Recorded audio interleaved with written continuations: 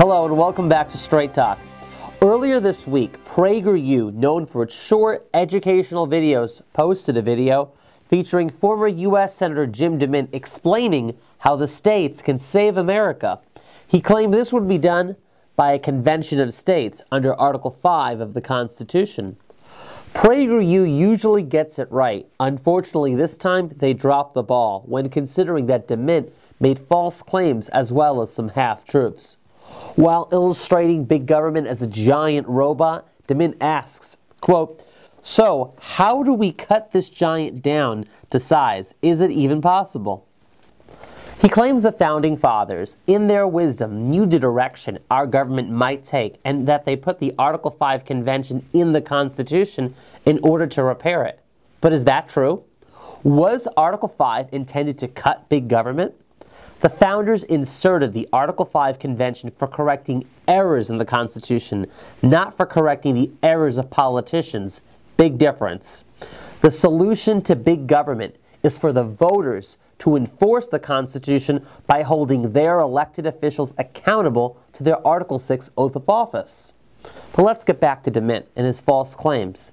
He stated that at a convention, each state would get one vote. Wait, what? Where in the Constitution does it state that? Article 5 only states how a convention can be called, and that's by 2/3 of the states applying for the convention.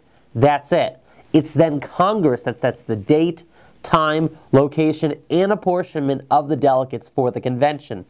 In fact, did you know that over the course of history, Congress has proposed 41 separate pieces of legislation for the selection of delegates, many of which base the apportionment of those delegates and votes on the Electoral College. That would mean that instead of one state, one vote, each state's vote would be based on their population. So California would have 55 votes compared to Wyoming's 3. And finally, there are DeMint's half-truths regarding the late Supreme Court Justice Antonin Scalia. DeMint neglected to point out that the pulled quote came 7 years prior to Scalia's nomination to the Supreme Court. In the video, DeMint implied that Scalia referred to a convention of states, but Scalia actually used the term constitutional convention. DeMint also left out Scalia's more recent thoughts on this subject when he actually was a Supreme Court justice. On April 17, 2014, during an appearance on an episode of the Kalb Report, Justice Scalia was asked if he could amend the Constitution in one way, what would it be and why? Scalia replied, quote, "I certainly would not want a constitutional convention. I mean, whoa, who knows what would come out of that?" Scalia spoke of a constitutional convention in the context of proposing amendments to the Constitution under Article 5, and he thoroughly rejected the idea, highlighting his belief in the unpredictability of such a convention. Later, in 2015, when Scalia was asked if a constitutional convention would be in the nation's interest, he stated, quote, "A constitutional convention is a horrible idea. This is not a good century to write a constitution."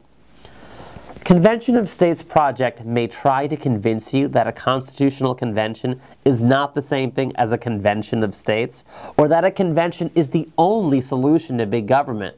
Don't be fooled. My advice to you is do your own investigating and research. We hope PragerU will do the same on this subject. A great place to start is the John Birch Society's Stop a Constitutional Convention Action Project page at jbs.org. So until next time, take care always, and God bless.